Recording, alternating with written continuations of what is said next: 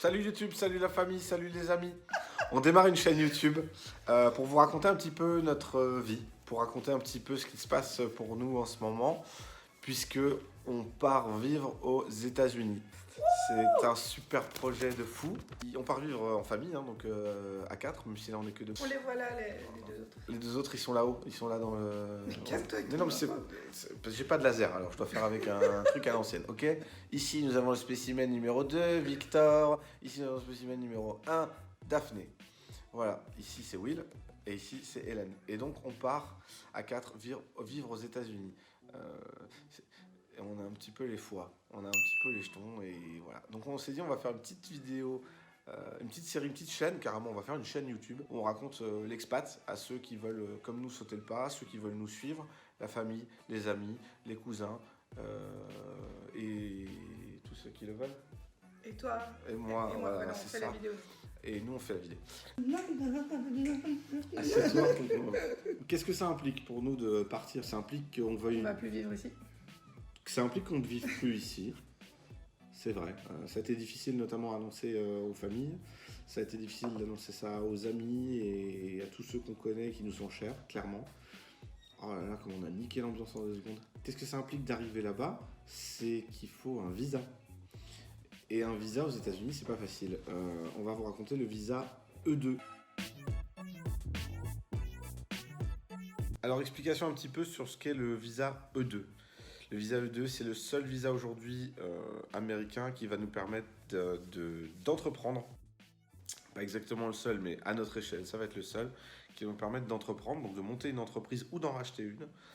C'est un visa qui dure 5 ans, qui me permet à moi d'être gérant d'une entreprise que je crée ou que je rachète. En l'occurrence, nous, on cherche à racheter. Et ça va permettre, dans un second temps, à Hélène de pouvoir avoir un permis de travail qui va lui permettre de travailler dans n'importe quelle société, c'est-à-dire soit avec moi pour notre boîte, dont je suis le gérant, soit dans n'importe quelle entreprise américaine ou pas américaine, sur le sol américain en tout cas. Les enfants vont aussi bénéficier de ce visa jusqu'à leurs 21 ans, âge de leur majorité américaine, auquel cas, à ce moment-là, pardon, ils n'auront plus le droit d'être sur le territoire. Mais ça, c'est un autre sujet. Donc, visa de 5 ans qui ne débouche malheureusement jamais sur l'obtention d'une green card automatique, par exemple par renouvellement, qui est renouvelable tant que l'entreprise est en vie et génère du bénéfice, parce que le bénéfice, hein, money maker, c'est ce qui compte là-bas.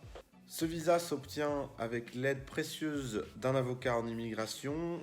Quand je dis aide précieuse, il faut compter un budget de 6 500 $ pour une famille de 4, donc c'est une aide précieuse, si vous voyez ce que je veux dire. Cet avocat en immigration doit s'assurer que le dossier passe. Donc pour qu'il passe, il y a plusieurs critères essentiels. Le critère numéro 1 étant que l'entreprise qu'on rachète génère suffisamment de revenus nets aux propriétaires pour faire vivre une famille de 4. C'est-à-dire que techniquement, avec l'entreprise qu'on rachète, on doit avoir l'assurance que toute la famille est couverte et que le travail que ferait les dépendants au visa, c'est-à-dire en l'occurrence Hélène, mais c'est-à-dire et les enfants, même s'ils ne travaillent pas, ce soit du revenu supplémentaire et non essentiel à la survie de notre foyer.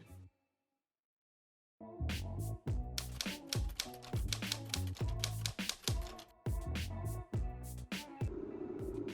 pourquoi la Floride?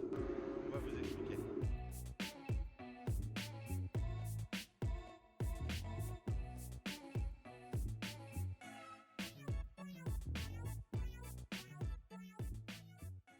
Alors, pourquoi la Floride? Effectivement, c'était pas forcément notre premier choix puisqu'on était allé dans plein d'autres coins des États-Unis et qu'il y en avait vraiment beaucoup qui nous plaisaient.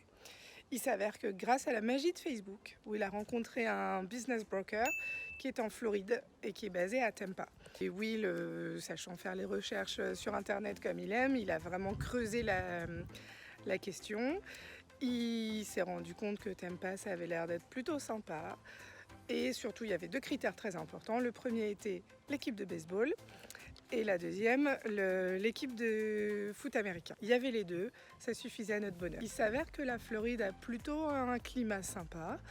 Alors je sais que vu comme je me filme là, ça a l'air plutôt chouette chez nous aussi. Mais dans le nord, il s'avère que les hivers sont plutôt froids. Et on avait envie de soleil, et quitte à changer, autant aller dans un coin chaud, agréable, où l'hiver il va faire un petit 20 degrés quand il fera vraiment froid, quoi. Ok, mais du coup, Tampa, c'est où?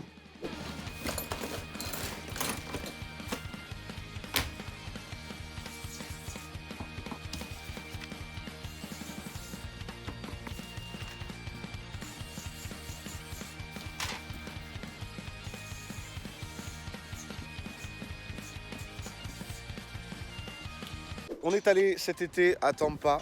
On est allé se rendre un petit peu compte de comment ça pouvait être. Est-ce que le coin pourrait nous plaire? C'était pas la première fois qu'on allait aux États-Unis, comme on l'a dit avant. On a fait pas mal d'endroits, on va pas se la péter non plus. Et on est allé à plusieurs endroits, on a fait plusieurs états, on a fait la liste. L'autre fois, on dépasse la dizaine. Oh, dingue, des grandes villes, Chicago, New York, Washington DC, Philadelphie, San Francisco, Los Angeles. La liste est longue, on a fait plein de villes. On s'est senti bien dans plusieurs villes en tant que touriste. Mais en tant qu'habitant, c'est toujours différent. Mon père, ce grand homme, dit toujours, il ne faut pas confondre tourisme et immigration, et il a raison. Et donc on est allé en vacances cet été avec cet œil vraiment nouveau sur les États-Unis, cet œil de tiens, si on habite là, qu'est-ce que ça va impliquer, comment ça va être. Alors clairement, gros point fort, le climat.